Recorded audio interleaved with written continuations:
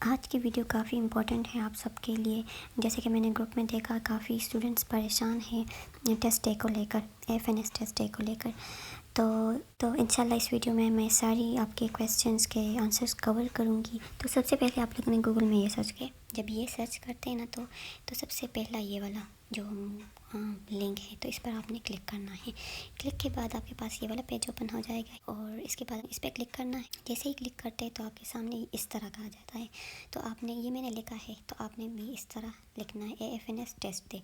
जब आप ये लिखते हैं ना और फिर सर्च पे क्लिक करते हैं, यहाँ पे जो सर्च नीचे है तो आपके सामने ये पेज ओपन हो जाएगा। तो आपने इस वाले पोस्ट पे क्लिक करना है और नीचे अगर किसी ने पैटर्न और ये देखना है तो ये यहाँ से भी आप देख सकते हैं, लेकिन इसमें भी मैंने सब कुछ बता दिया। तो आपने इस पर क्लिक करना है। तो जैसे ही आप क्लिक करते हैं तो आपके सामने ये वाला पोस्ट ओपन हो जाता है। ये सारा कुछ आपने ख़ुद अच्छी तरह रीड करना है। ओके, और इसमें मैंने रिक्वायर्ड डॉक्यूमेंट्स की बात की है, टेस्ट पैटर्न की बात की है, पहला टेस्ट कौन सा होता है, इंटेलिजेंट टेस्ट होता है, एकेडमिक होता है या personality test. Okay, personality test के बारे में बहुत सारे लोग पूछते हैं कि कैसा होता है।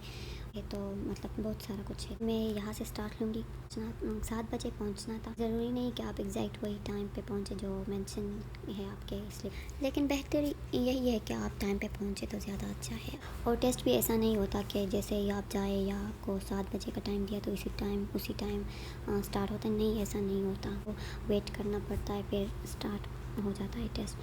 तो सबसे पहले तो बात यह कि आप वहाँ पर एक बड़ा स्क्रीन होता है जो आपको टेस्ट के बारे में समझाया जाता है। तो कुछ वेट करने के बाद आपकी फॉर्म भी आईडी कार्ड की वेरिफिकेशन हो जाती है। फिर आपको एक रजिस्ट्रेशन स्लिप दिया जाता है और आपको उसी टाइम 300 रुपीज़ पे करनी पड़ती है। तो आपके पास 300 रुपीज़ होनी चाहिए और साथ में आपके पास एक बल्ब पॉइंट भी होनी चाहिए जिस पर आपने रजिस्ट्रेशन स्लिप को फिल करना होता है। ओके, और अगर पोस्टल आर्डर आपका बना है तो ठीक है, और अगर नहीं बना तो 150 का वो मिलता है। तो आप 500 रुपीज़ तो मस्ट रखें अपने पास। ओके, रजिस्ट्रेशन स्लिप फिल करने के बाद उन्होंने स्टैंप लगा दी और फिर एंट्री होती है हॉल में। ओके, टेस्ट जहाँ पर होती है तो वहाँ पर आपको जाना होता है। रिक्वायर्ड डॉक्यूमेंट्स की के टेस्ट के जब आप लोग टेस्ट के लिए जाएँ तो कौन से डॉक्यूमेंट्स रिक्वायर्ड है, क्योंकि फेसबुक ग्रुप में बहुत सारे लोग ये भी पूछते हैं मुझसे सवाल कि रिक्वायर्ड डॉक्यूमेंट कौन से हैं।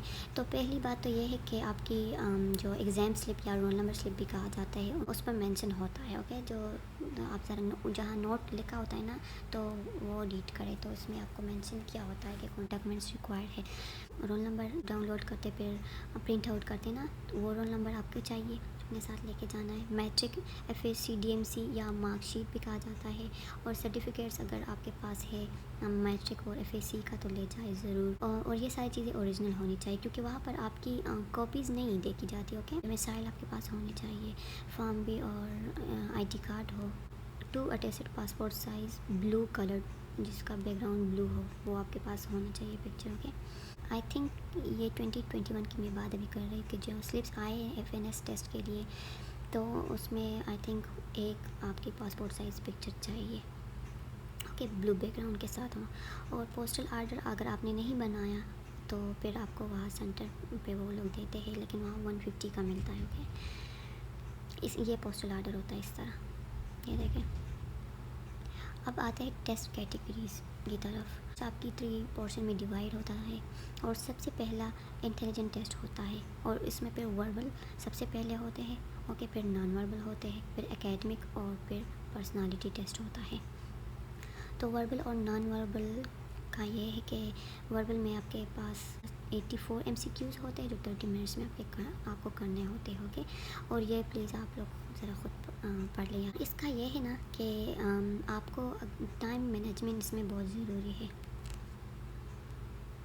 और फिर नॉन वर्बल का आपको 64 MCQs होते हैं, ये भी 30 मिनट्स में होते हैं। ओके, और ये जो लिखा गया है ना ये लास्ट ईयर का है। ये बताया गया है कि इंटेलिजेंट टेस्ट कोई मुश्किल नहीं होता, लेकिन मुश्किल तब नहीं होता ना जब आप प्रिपेयर्ड हो, जब आपने प्रिपरेशन अच्छी तरह की, आपने ख़ुद को प्रिपेयर किया हो। एक बात मैं क्लियर करना चाहती हूँ कि आपकी इनिशियल टेस्ट ओके जो वर्बल और नॉन वर्बल का होता है, एकेडमिक साथ में होता है, पर्सनालिटी टेस्ट हो गया, इनिशियल मेडिकल हो गया आपका, ये सब चीज़ें एक ही दिन में होना है। ओके, और इनिशियल मेडिकल का ये है कि अगर स्टूडेंट ज़्यादा हो तो फिर उनको दूसरे दिन में करवा देते हैं।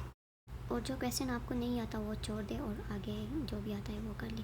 अगर टाइम बचता है लास्ट में तो फिर आप पीछे आ सकते हैं, ओके, वो अटैम्प्ट करने के लिए। कोशिश आपकी ये होनी चाहिए कि सब MCQs आपने अटैम्प्ट करने हैं, ओके, कोई भी छोड़ना नहीं है इसमें। फिर आते हैं एकेडमिक टेस्ट की तरफ। तो एकेडमिक टेस्ट में 50 MCQs होते हैं, 30 मिनट्स में आपने करने होते हैं।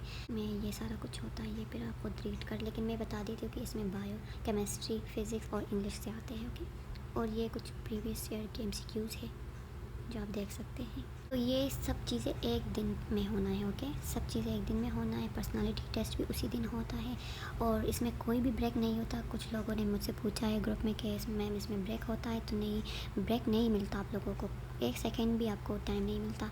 और मेरे फेसबुक ग्रुप में एक ये भी सवाल आता है कि हमें पता कैसे चलेगा कि हमारा टेस्ट क्लियर हो गया या फेल हो गया। तो आपको उसी दिन ही आपको पता चल जाता है कि टेस्ट फेल हो गया या आपका क्लियर हो गया, ओके। और पर्सनालिटी टेस्ट आपके एक उर्दू का होता है और एक इंग्लिश का। इसमें 60 क्वेश्चन उर्दू के होते हैं और 150 क्वेश्चन इंग्लिश के होते हैं, ओके। और इस एग्री, डिसएग्री, स्ट्रॉन्ग एग्री, इस तरह का आपने इस तरह आंसर करना है। और बात मैं आपको क्लियर कर दूँ कि आपने अगर टेस्ट के लिए भी जाना हो या इंटरव्यू के लिए भी जाना हो तो आपने बिल्कुल भी ख़ुद को इस तरह तैयार नहीं करना, जिस तरह फैंसी कपड़े नहीं पहने, मेकअप बहुत ज़्यादा नहीं करना, बिल्कुल ख़ुद को सिंपल रखना है और मतलब आपकी पर्सनालिटी डिसेंट लगनी चाहिए, ओके।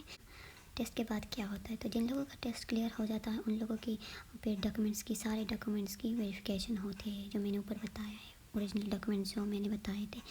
फिर इंटरव्यू फॉर्म आता है। अब आप लोगों को, बहुत सारे लोगों को अब नहीं पता होगा कि ये कहाँ से, तो ये वाला फॉर्म जो है ना, ये टेस्ट के बाद आपको देते हैं फिर ये वाला फॉर्म, और ये वहाँ पे सब फिल नहीं करना होता, ये घर लेके आना है 2-3 डेज़ में, या अगर वो बताए इतने टाइम में आप लोगों ने ये सबमिट करना है तो फिर उसी टाइम के अंदर आप लोगों ने सबमिट करना है। अब सबमिट कैसे करना होता है, तो DCS के थ्रू भी आप कर सकते हैं अगर, या आपका घर करीब में हो कहीं पे तो फिर आप ख़ुद लेके जाएँ, उसी सेंटर में लेके जाना है। और बाकी उन लोगों ने उसमें पूरा एड्रेस भी लिखा होगा और रिक्वायर्ड डॉक्यूमेंट जो होते हैं उसका अलग पेज आपको दिया जाता है, तो इसमें सारा कुछ डिटेल होता है। लेकिन इसमें अगर आप इसी पोस्ट पे आ जाए ना, तो जिस तरह मैंने स्टार्ट में आपको समझाया कि किस तरह आपको इस वेबसाइट पे आना है, तो यहाँ पर मैंने लिंक भी दिया है फिर कि इंटरव्यू फॉर्म किस तरह फिल करना है, तो यहाँ से भी आप देख सकते हैं। लेकिन इस पर मैंने अलग से वीडियो भी बनानी है एक बार आपकी टेस्ट हो जाए तो इंशाल्लाह। अब आते हैं FRC की तरफ, फैमिली रजिस्ट्रेशन सर्टिफिकेट। तो ये आपको अभी नहीं चाहिए, ओके। ये आपकी जब टेस्ट हो जाए, इनिशियल टेस्ट, इनिशियल मेडिकल हो जाए, सब कुछ हो जाए तो फिर ये इंटरव्यू फॉर्म के साथ आप लोगों ने भेजना है, ओके। लेकिन ये मैं बताना ज़रूरी समझती हूँ क्योंकि आप लोगों को पहले से पता होना चाहिए कि FRC भी आपको बनानी है। तो अब आते हैं इनिशियल मेडिकल की तरफ। तो इनिशियल टेस्ट में इतना कुछ नहीं होता, इसमें आपकी वेट, हाइट, आई साइट, ये 3 चीज़ें जो है ना, ये ज़्यादातर यही चेक करते हैं। और इसमें अगर वेट ज़्यादा हो तो इसमें रिलैक्सेशन मिलती है, और अगर आई साइट का कुछ प्रॉब्लम हो तो हाइट पे कोई कम्प्रोमाइज़ नहीं, ओके। और बस यही था, इसमें अगर कुछ रह गए तो वो पढ़ ले आप लोग खुद।